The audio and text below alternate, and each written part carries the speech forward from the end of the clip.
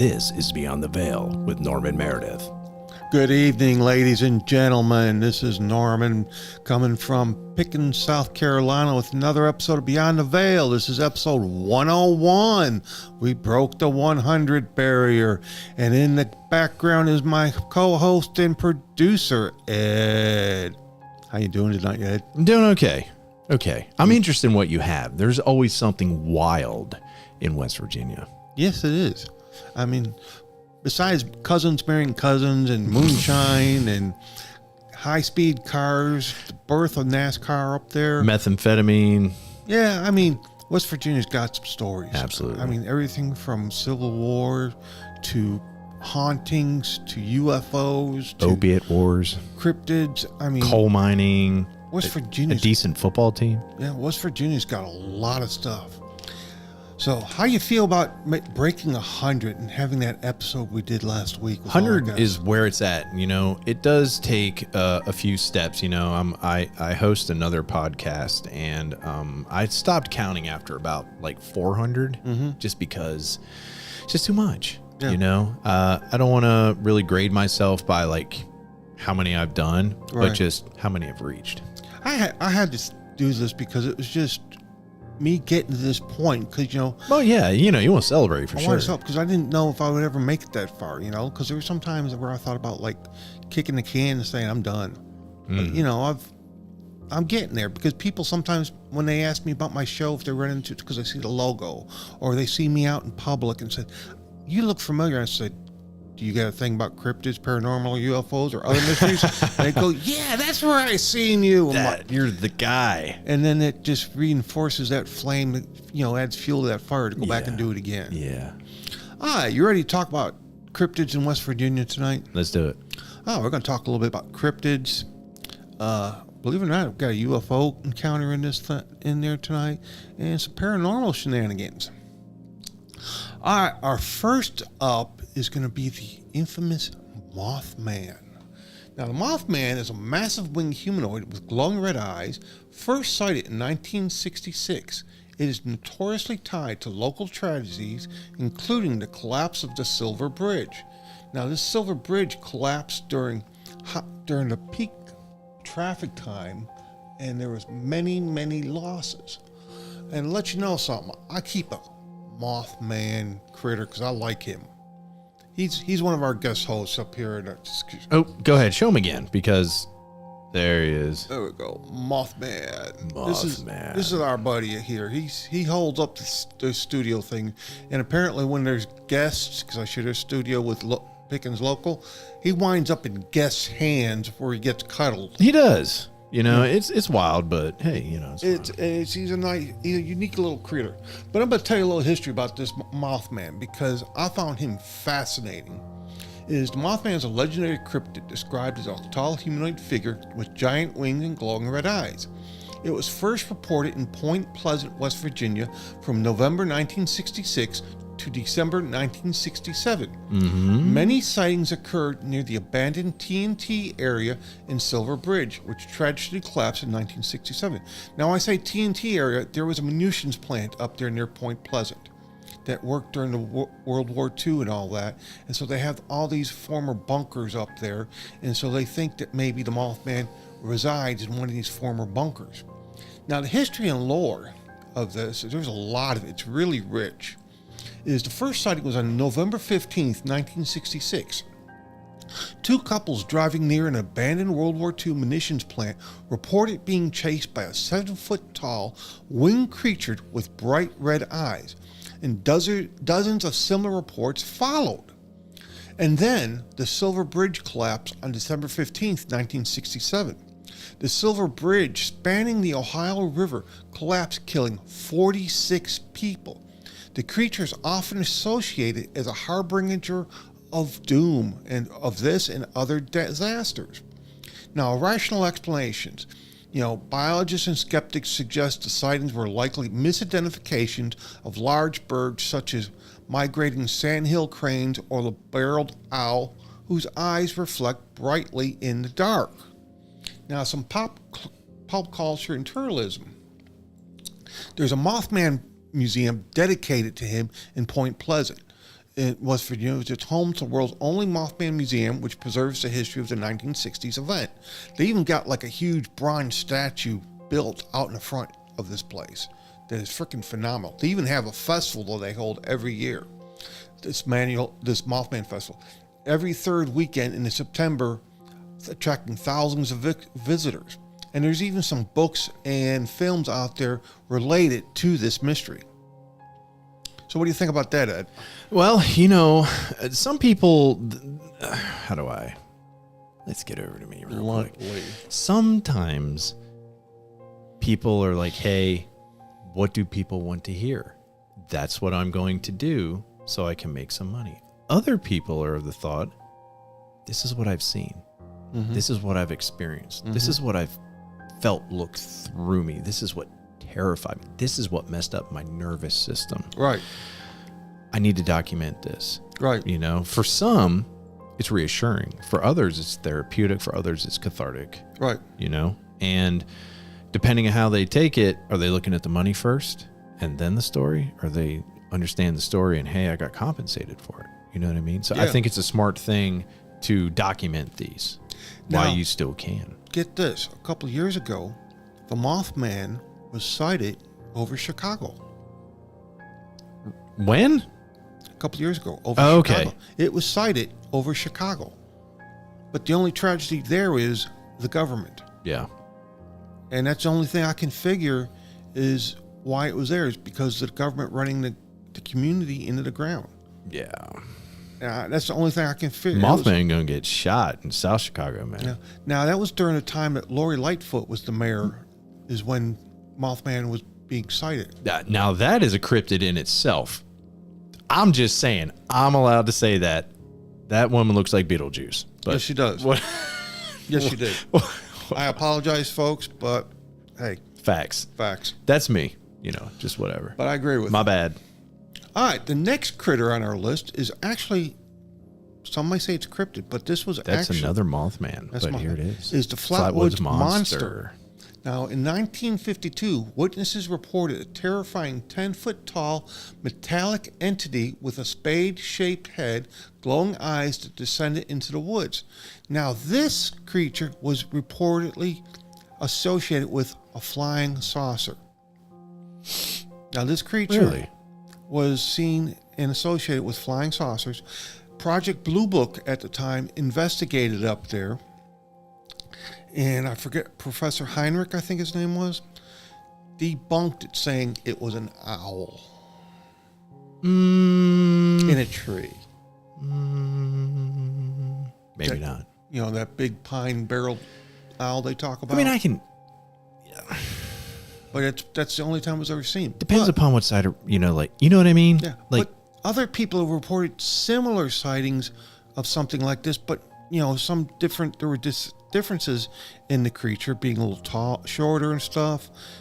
But still, it was like a robotic creature was being seen, and it was associated with UFOs. Okay.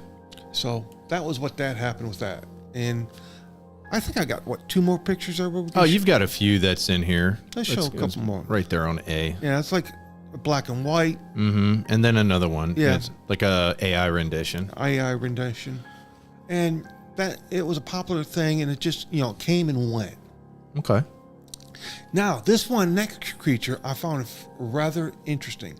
It's called the Grafton Monster. Mm-hmm. Described as a hulking, headless, hairless beast with pale, smooth skin, first spotted in 1960. It haunts the woods around the Tiger Lake. Now, let me see. I think I got some information on this one. The Grafton Monster is a cryptid from West Virginia folklore, first reported on June 16, 1964. Described as a headless, 7 to 9 foot tall creature with smooth, pale skin, it gained widespread attention after local journalist Robert Cocktail encountered it on Route 119 near the Tigard Valley River. Now, on the night of June 16th, Robert Cocktail was driving home along the Tigard Valley River when he encountered a huge white obstruction with slick skin and no visible head. He reported that it emitted a low whistling sound that could be heard from Cocktail's account, triggered a local frenzy with armed search parties of teenagers scouring the woods. Local authorities and editor of the Grafton Sentinel eventually dismissed the sightings as spring fever with an overactive imagination, suggesting locals had actually seen a handcart piled high with boxes. Yeah. Really? Show them a couple of these up. Okay, so what I do want to ask, though, is this one right here? That's not it.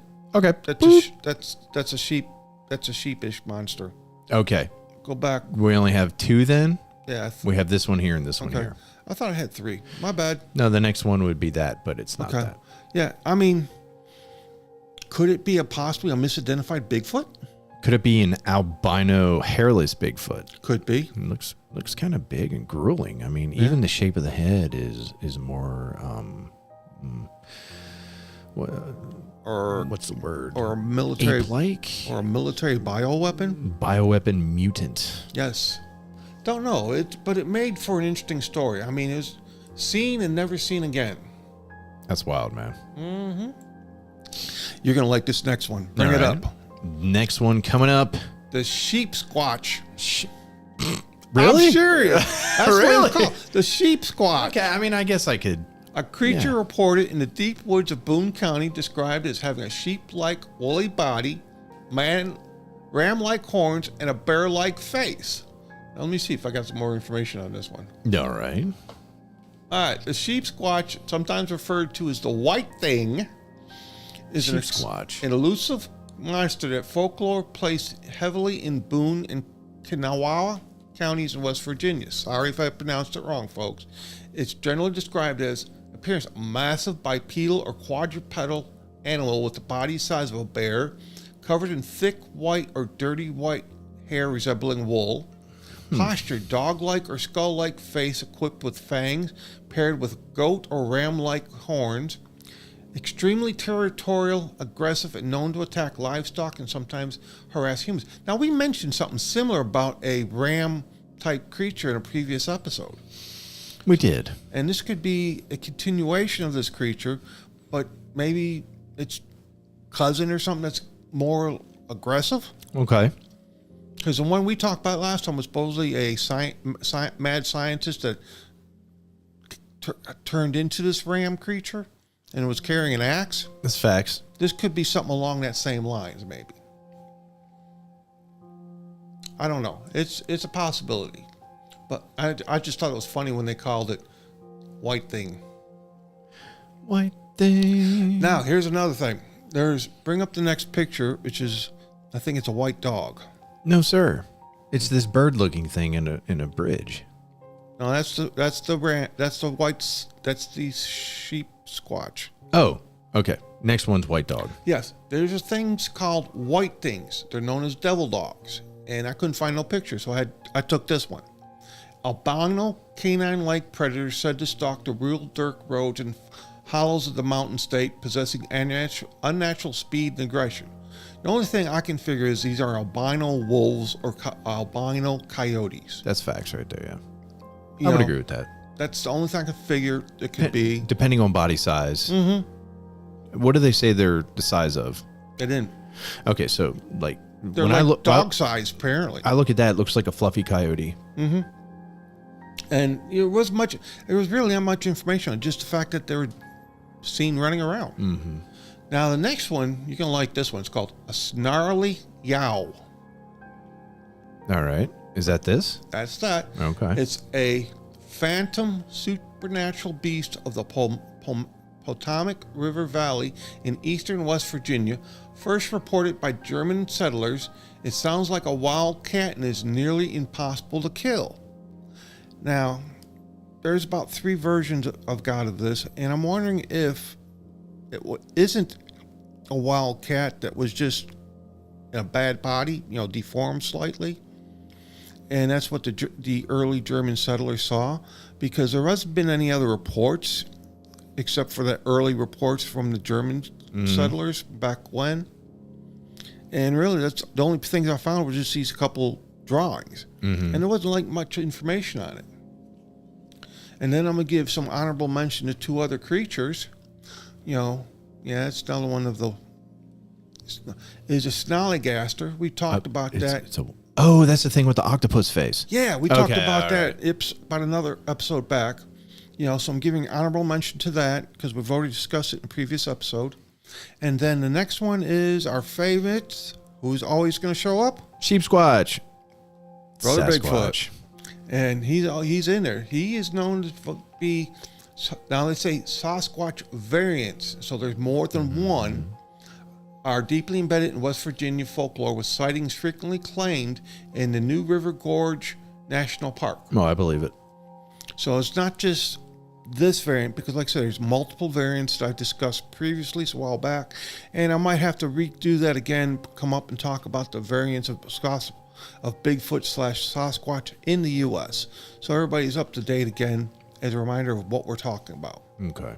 So what do you think about some of this tonight, Ed? I think some of it's believable. Some of it's unbelievable. Some of it is imaginative, and other of it's, factual. And really. some of it's bases on capitalism.